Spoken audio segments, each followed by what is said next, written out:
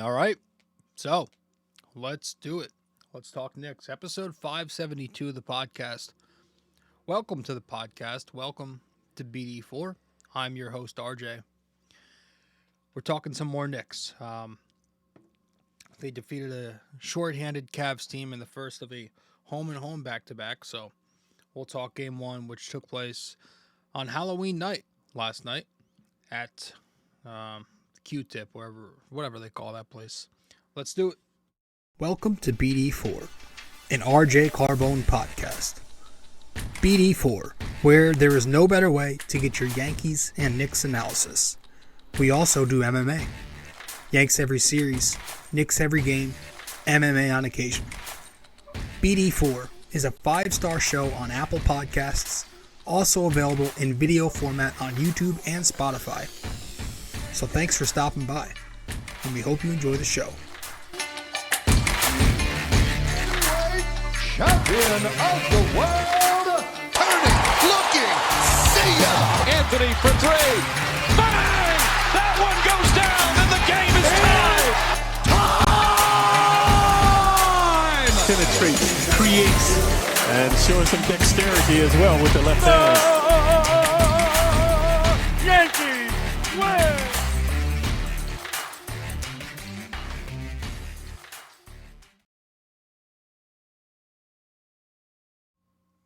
All right.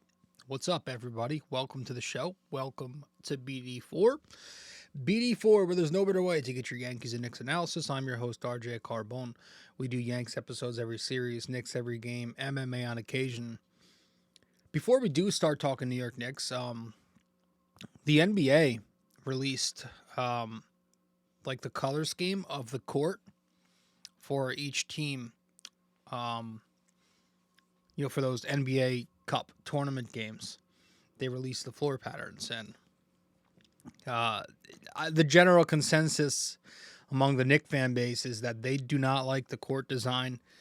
The orange is very bright. It's tough on the eyes. There's been complaints about that. How they're going to see the ball, which I think that's a funny complaint. But and apparently the Knicks asked the league. They asked Silver to change the color to, I think, a dark gray. If anything, I would kind of like the blue, but they said no. It's got to be the team's primary color, I think, was the response. Me personally, I know this is a very unpopular opinion. I kind of like the court design. I think it looks nice. And man, when I say this is an unpopular opinion, I couldn't find one individual who said, I was looking on Twitter, looking on Instagram, I listened to a ton of podcasts regarding the Knicks. I couldn't find a single person who said they liked it. The best I could find was, CP from Knicks Fans TV saying he's going to give it a chance. Like, that was the best. I like it. I think, it's fair to criticize the brightness of it, and I don't know. I kind of have to be at the Garden to see, but we'll see what it looks like on TV. It definitely seems like it'd be a cool pro-am court for 2K, As for how it turns out real life, remember, this is for the tournament games, so there are going to be a lot of games at the Garden where you're going to be seeing the court look like this. So tournament begins on Friday against the Bucks, so that's great. They are in the Knicks group, but yeah, I don't mind it. I think it's cool. And if we're talking about unpopular takes, I also like the Knicks City Edition uniforms. I might have to cop one. I like it, man. I love the pinstripes. They're bringing back the old school scheme back to the uniform. It's gonna look beautiful. The blurriness of the New York is a little too far apart, like the second layer on New York. I get the whole headache complaint, and that's also on the court in the tournament, but on the center. I like the look of the jersey. I like the look of the court. I don't know. I'm alone in both of those thoughts, but yeah, I just thought I'd start with that. James Harden obviously finally moved to the Clippers. That was inevitable. It was only going to happen. They finally get that deal done. Now it's just a matter of time to see how long he lasts there. No, it's going to be interesting to see how the Embiid development unfolds. Obviously, Knicks fans and the Knicks have been connected to him. We'll see. We'll see what happens. If obviously Philly's not done making moves, they're going to use those picks to maybe bring in another big name or try to get some help around Embiid, and we'll see where that lands. There's a lot we could discuss on that, but in this episode, I do want to talk Knicks. News yesterday that Quentin Grimes was his 4th year has been picked up by the Knicks. They exercised it, so he'll be back. That was expected. But let's talk Knicks Cavs. Let's do Knicks Cavs. Took place last night. The Knicks in Cleveland, the first of this home and home set. They took the 109-91 victory over the Cavs. Now the Cavs obviously were without a few of their important pieces. Karis LeVert not playing. Jared Allen did not play, and neither did Darius Garland. And Donovan Mitchell was questionable heading into the game, but he ended up playing on a pretty bad hamstring. So, the Knicks needed to take this game, and they needed to jump Cleveland from the start and really dominate them. And they did. That they did. 109-91 was the final. Early on, the Knicks looked good. Brunson, RJ, Grimes were all attacking. Brunson had a big first quarter, 9 points. Cleveland did take off on a little bit of a run. Knicks defense was shoddy in the first half, but after that run, I think Quickley was the one to erase it in the first quarter there, knocking down a 3-point shot. Second quarter was a little more difficult for the Knicks. Donovan Mitchell starts doing his thing, splitting the defense on his drives, using his athleticism to just go off. And at the end of the half, a little bit of a 4-point swing, but the Knicks were still up going into the break. Third quarter, the defense tightens up. The Knicks start forcing a lot of turnovers and getting fast break points off of Cleveland because of it. They did a nice job taking the Cavs out of rhythm in their half-court offense. Fourth quarter comes, then the Knicks get a little sloppy. They start committing some bad turnovers. He had some terrible turnovers and shots under the basket. Ugly plays from RJ and Quickley in there. But Cavs go on this 8-2 run. That pulls it to within 12. And I don't think they really got any closer after that because Quickley knocks down consecutive three-pointers, put the Knicks back up by 18, and then to officially seal the deal, Josh Hart knocks down a three-pointer after that, extends it to 21 points, and a few minutes after that, Bickerstaff and then later Tibbs empty their bench, put the reserves in, and that was that. The Knicks win once again, 109-91. Let's talk about it. Got a few things to discuss. I want to get this episode out before the shelf life expires because again, this is a back-to-back. So we're going to be talking game 2 tonight of this series.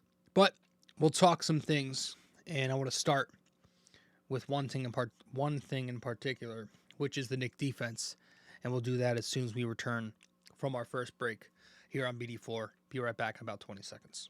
We appreciate you sticking around and listening so far. When you have a chance, be sure to open YouTube to subscribe, like, and comment. And if you're already watching on YouTube, be sure to head over to Apple Podcasts and give us a 5-star review.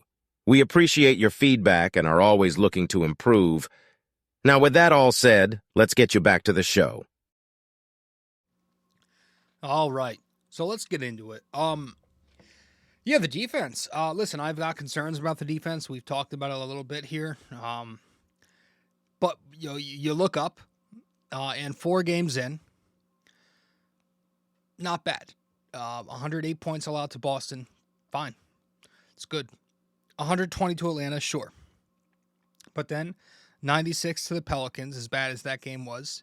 And then 91 last night to Cleveland. I know they were beat up and whatever. But the Knicks, more times than not so far this year, are getting the job done on that end. They're preventing points. And that's all that matters at the end of the day for their defense. And it's offensively right now where they get to find a consistent rhythm. But we'll talk offense plenty.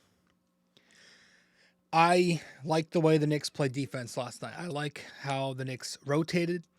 I thought they communicated very well defensively last night at all three levels. The way the Knicks are able to handle Evan Mobley every single time they see him is very impressive. They have figured out the formula. They first of all, they get super physical with him. They beat him up, on the glass, around the rim. Offensively, they'll attack him. Defensively, they'll hold their own. They're way too big and strong for him. This kid, he needs to put on some damn weight yesterday because it's clearly a problem. He hasn't put on any type of weight since he entered the league, and the Knicks, they know this. They're aware, and they take full advantage of it. What they basically do is they ignore him defensively as any type of threat. You saw the Knicks do it for all 5 games in that first round of the playoffs, and they did it last night by hedging hard on Donovan Mitchell, which forced Evan Mobley multiple times to create offense out of the short roll. And again, he simply has problems doing that against bigger bodies like Mitch, like Hartenstein. So they were able to just take away his effectiveness when he came out of the short roll up top, and they did a nice job taking Donovan Mitchell's offense away. They took the ball out of his hands, especially in the second half. Mitchell finished with 26 points. 20 of those points came in the first half, 6 in the second. He got 13 shots up, 4 free throw attempts in the first half, 7 shots up, 0 free throw attempts in the second half. So you got to credit Tom Thibodeau for adjusting in the second half of the game by putting emphasis on those Donovan Mitchell pick and rolls. The Knicks were, burnt in that second quarter, particularly by Donovan Mitchell when they were in a drop coverage. But Tibbs recognizes that, and come second half, you saw a lot more blitzing at the top, which again, that forced, when the Knicks blitzed on Mitchell, it forced him to kick to Mobley early in the short roll where he had trouble creating. And now, did some of that lead to open looks on the three-point line? Sure. But again, in this game, the three-point line wasn't exactly the concern, not in the first half. It was containing Donovan Mitchell, who was running wild at the time. And there was a possession in the third quarter that I particularly loved. Donovan Mitchell's got the ball up top on the right wing. Quentin Grimes is on him. On the opposite wing, Porter Jr. is over there, and that's Brunson's assignment. But Brunson's providing help on Mitchell at the nail. He hedges onto Mitchell for a second. Mitchell swings to Porter, Brunson's assignment, and Brunson recovers to close out on the weak side wing very quickly, takes Porter one-on-one. He contests his shot and penetration, and then forces a miss at the basket. And that, to me, was just a perfect example of the Knicks executing Tom Thibodeau's plan to take the ball out of Donovan Mitchell's hands. And they did that plenty last night. And it was a great example of just all-around individual good defense from a guy who isn't known to be a great defender, but does his best with what he has. That's what makes those Nova guys so valuable. They've got limitations, sure. Brunson's small, but very smart, and he's able to read the game very effectively. So if Brunson's playing defense like that more often, good things are going to be in the future for the Knicks. So I just want to credit their defense. Jesus, first and foremost. And speaking of defense, I'm going to talk about the Knicks bigs, starting with Mitch Robinson. When we return from break, stay with us. We'll be right back in a few seconds. You can also find us on social media. If you'd like, you can follow BD4 on Facebook, and we're at BD4Pod on both Instagram and Twitter. We appreciate you helping us grow more and more every day. Let's get back to it.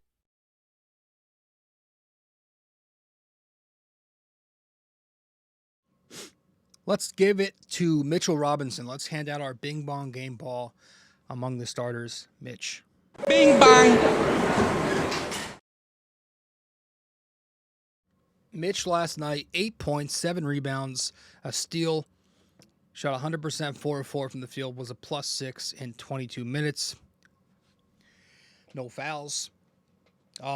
Yeah, I mean, the deflections, the putbacks, just creating second opportunities, screening and re-screening for those RJ Barrett actions, and we know how those two click well together, and just handling Evan Mobley on both ends last night, like Hartenstein was too. And that's the thing. Like the Knicks, Tibbs' whole 48 minutes of rim protection.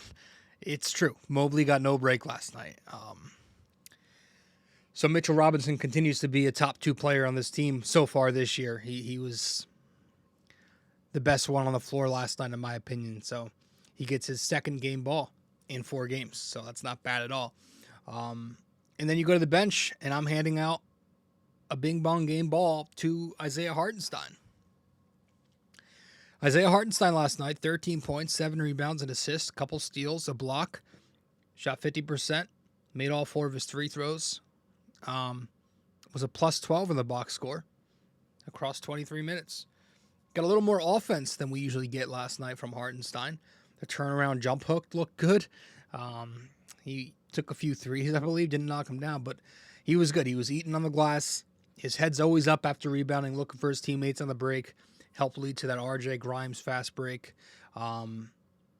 He was pushing Evan Mobley out of position down there, going right over him like he wasn't even there, snagging rebounds away from him, just out-muscling him. His motor, Isaiah Hartenstein's motor, is unbelievable. Probably the best on the team.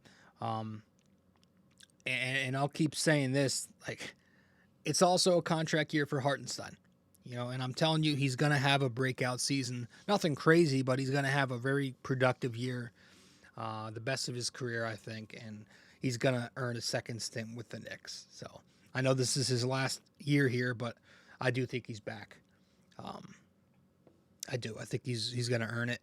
And the Knicks are going to pay him enough to bring him back next year. He's crazy where I've gone from him. I was pro Sims, anti Hartenstein first half of last season, but he has completely, and this is with a lot of Knicks fans, he's completely,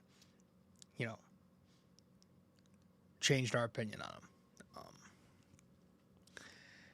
As far as the Knicks' top 2 guys, by default, they still, they were better last night, still not great. Brunson, 19 points, 7 of 16. 2 assists, 5 turnovers, 34 minutes of play. Some ups, some downs, especially in the first half. Isaac Okoro was making him work. He was pressing him in the half court. Found some rhythm. Still doesn't look 100% right. He just doesn't. I hope it's a slow start. I hope that's all it is, and I'm over-exaggerating. Maybe it's fatigue from FIBA. I don't know. RJ looks fine. But, he can do a lot better than this. So far, he's 4 games in. He's only had 1 great game. He was excellent defensively last night, so that's good. I liked what I saw from him on that end. But, and he, 19 points, whatever. But obviously the Knicks need his offense to do anything this year. That's why they got him. He's a bucket getter. Randle went for 19 and 10 last night. Still not shooting great. 4 games in, and he hasn't had a game yet where he shot over 40%. I did like how he got to the line a ton last night. 7 out of 10. He got there 10 times. Taking advantage of the mismatch. Dean Wade is a mismatch. Evan Mobley's a mismatch. Whoever was on him, he was taking advantage of it. Drawing contact. And I do like how Tibbs made it a point of emphasis to attack the mismatches with Randle too in those elbow isolations. I follow this account on Twitter. He posts a lot of, posts clips. He clips highlights from the games, and I was watching some of the game back, and Tibbs had the Knicks running a lot of stagger post screen actions in that third quarter, especially, where they made it an emphasis for Randle to exploit the mismatch. And if the Cavs helped on Randle, he'd swing it to RJ weak side for corner 3. If the Cavs went one-on-one with Randle, he'd eat up Wade or Mobley in those elbow post-ups. And that happened a few times in a row, like 3 consecutive possessions. So I like how Tibbs made a plan out there to exploit the mismatch.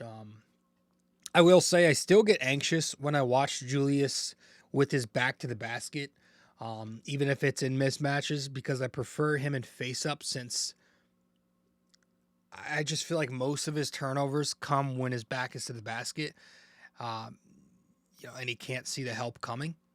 But when he's in face-up, he's able to read the defense a lot easier. So, nothing crazy last night, but that was an issue 2 nights prior against New Orleans. But that's how a lot of those turnovers happen with Randle, where he's got his back to the basket and, help comes from the weak side and he can't see it. He's just got to find it, though, man. The shot's got to start falling. Like with Brunson, he's been fine on his threes. Nothing good, but that's not been the issue. The issue has been he's not finishing well inside the arc. Mid-range, at the basket. I just hope he's healthy, because if he's not healthy and he's not saying something and he eventually goes down for an extended period of time, well, then the Knicks are fucked. Capital F, capital U, capital C, capital K. They're fucked. Because that means the Knicks would have to run Josh Hart and probably some Jericho Sims at the 4. I don't love that. We've discussed that plenty already. And just looking at the Eastern Conference, there's a ton of size at the top. The Bucks, the Celtics, the Cavs, the Sixers. There's size. We talked about last episode a potential Jeremy Grant trade. Maybe that can happen. I don't know how realistic that is. I feel like that would cost a lot, thinking back about that. But I heard Marcus Morris' name come up, potential reunion there. I think we brought that up before here on the show. I could see that, but again, will Tibbs expand the rotation to 10?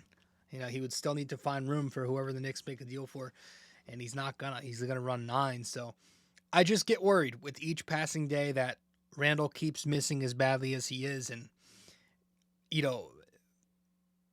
not exploiting these matchups and post up. It's like, is the ankle really healthy? Hopefully it is, man. Because remember, he's just a few months removed. We talk about last year in sports terms. Last season was a few months ago. So I just get worried. I hope to God he's okay, because again, I consider Randle the most important Knick, because at least behind Jalen Brunson, you've got depth. You got Emmanuel Quickley, who just missed out on 6th man last year. And I love Josh Hart, but I don't like what I see from Hart at power forward. I think he might have peaked last year. He's obviously not going to shoot 60% again. Get that out of your heads. The defense knows he's not a 3-point marksman. They know how to defend him. And it seems like because of that, he's just a non-factor in half-court offense a lot of the time. It's like he's not making his best impact unless he's grabbing rebounds and running the fast break. And you can't do that 48 minutes at night. That's just not possible. So, I don't know. I do think it's important that the Knicks always have an initiator out there running the offense when Hart and even Dante are on the floor. So, Brunson or Quickley, if they're initiating, and it helps those two guys attack from the second side. And I don't like when they have the ball a ton.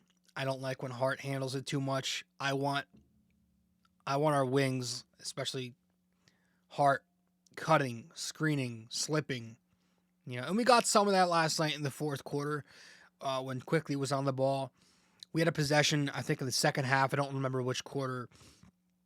Brunson comes up for a DHO, but then Dante slips the screen and he gets an open look cutting in the rim, dimes it off to, I think, Hartenstein, who finds the dunk. So it's going to be an interesting wing rotation, how all these guys fit together.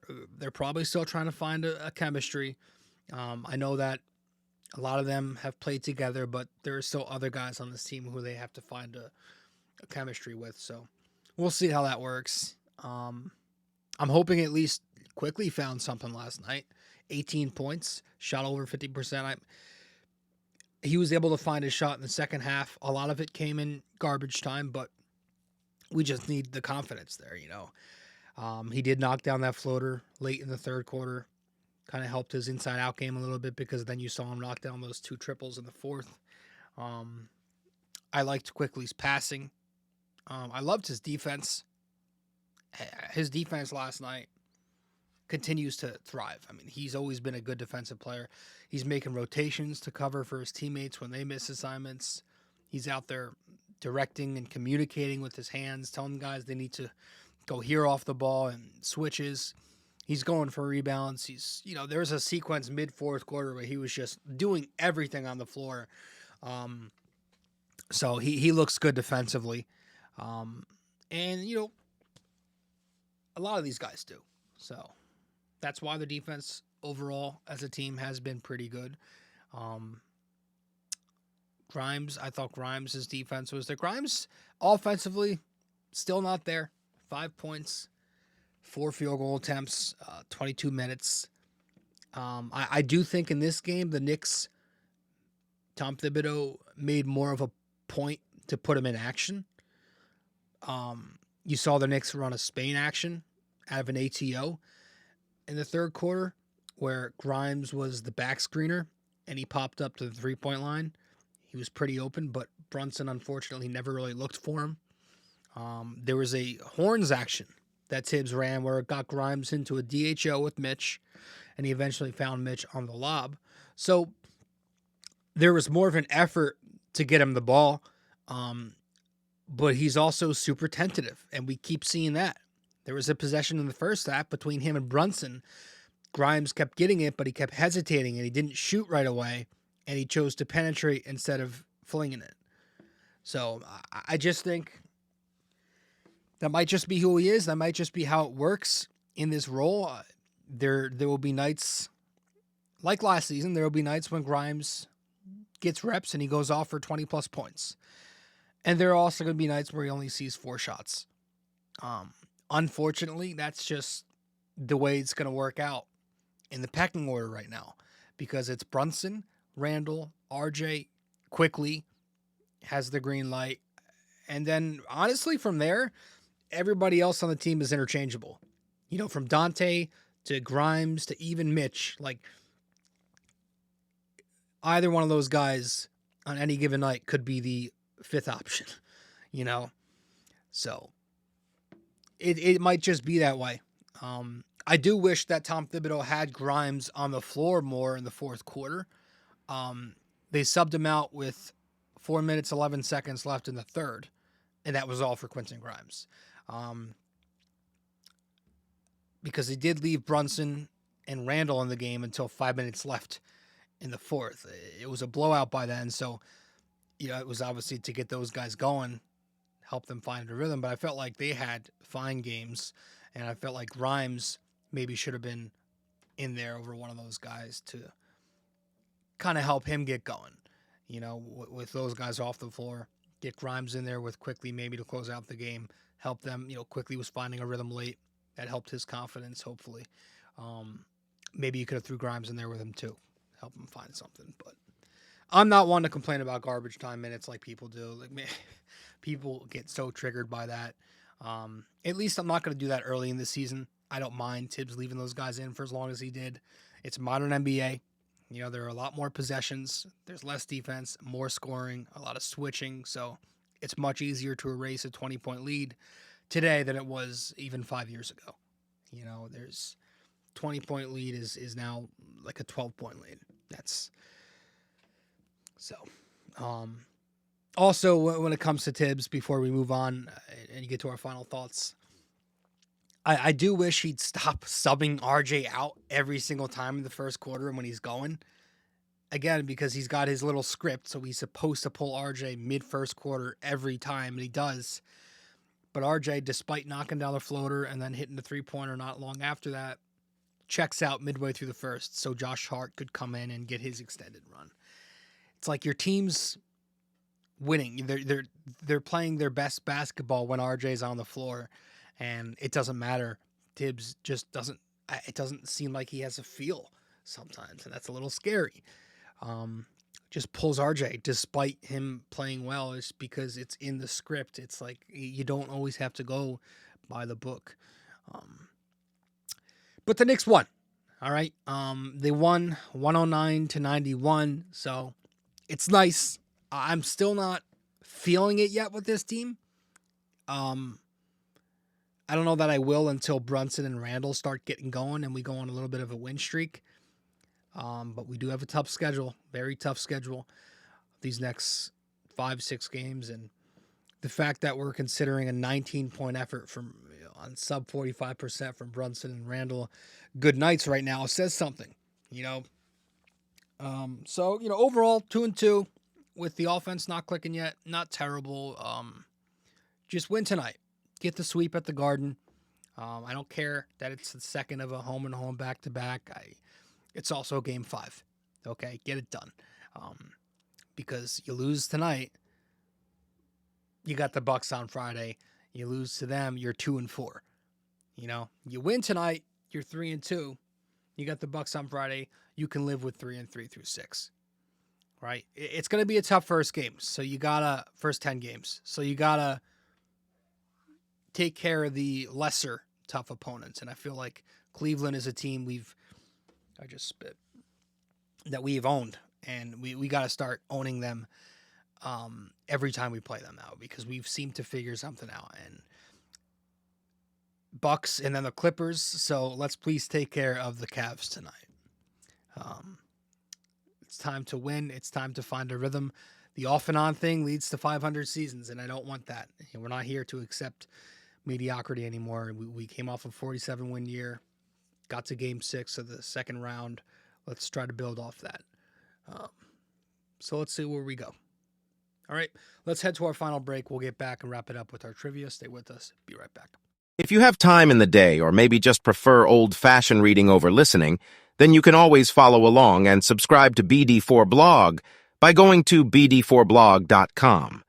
We're not on there as often, but when we do post, it's just as entertaining, opinionated, and passionate as we are on this podcast. Thank you so much. And let's keep on with the show.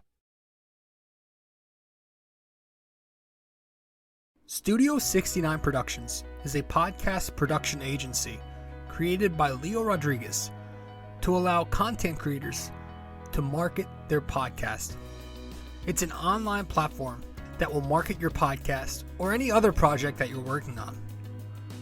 Get in touch with Leo Rodriguez from Studio 69 Productions. You can find Studio 69 Productions on Instagram at Studio69NJ. Studio 69 Productions, where dreams are heard and born.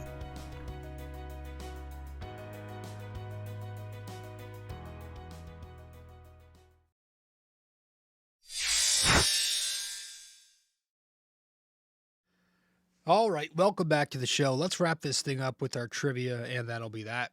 Now, again, this is more of a shorter, less detailed episode, just because I want to get this out before Game 2 of this doubleheader starts tonight in a few hours. So let's get to our trivia. That'll be that.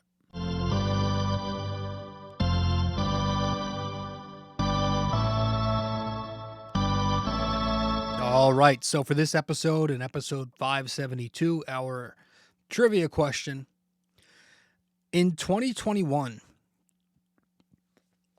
excuse me, I almost fucking coughed.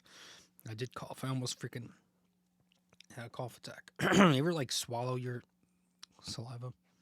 Okay. In 2021, 2 Knicks received MVP votes. Name the last year where 3 Knicks received votes. All right. In 2021, 2 Knicks received MVP votes. Name the last year where 3 Knicks received votes. All right, that's it. That's all I've got. The Knicks win 109-91 last night in Cleveland. Finally back at the Garden tonight. That's going to feel good. It's been a bit. All right. that'll do it. Episode 572 is in the books. The Knicks defeat a shorthanded Cavs team in the first of a home-and-home back-to-back last night, looking for their second to get the sweep tonight at the Garden. That's it. Thanks for stopping by. I appreciate it. I'll see you later. This episode was brought to you by Anchor. Hey there! If you stayed the entire way through, we thank you immensely for it. We hope you enjoyed this podcast and that you come back for the next episode real soon. Don't forget to like, subscribe, comment, download these episodes, and share them with your friends as well. BD4 is a 5-star podcast simply because of you, and we'd like to keep it that way. Have a wonderful day. Go Yankees, and go Knicks!